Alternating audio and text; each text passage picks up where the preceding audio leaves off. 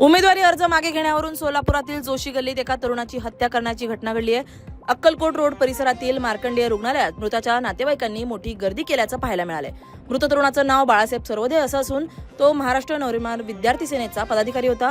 अर्ज माघारी घेण्याच्या कारणावरून भाजपाच्या 2 गटात झालेला वाद सोडवण्यासाठी बाळासाहेब सरवदे मध्यस्थीसाठी गेला असता त्यांच्यावर हल्ला करत त्यांची हत्या करण्यात आली आहे। या घटनेनंतर मनसेच्या प्रशांत इंगळे यांनी थेट भाजप आमदार विजयकुमार देशमुख आणि त्यांचे चिरंजीव डॉक्टर किरण देशमुख यांच्यावर आरोप केलेत। रेखा सरवदे ह्या बाळासाहेबांच्या चुलत भावांची मंडळी होती। मग आपल्या भाऊजाला असं काय केलं, काय दुपारी भांडण काय झालं, मग त्यांनी त्यांच्या घरी शंकर शिंदे शालन शिंदेच्या घरी गेल्यानंतर शालन शिंदे शंकर शिंदे त्यांचे जे मुलं होते आणि त्याचा जावई होता यांनी त्याला घेरपा घातला। त्यांना फोन आला, किरण देशमुखच्या मालकाचा फोन आला आणि त्यांनी जागेवर त्याला रिपीट केलं।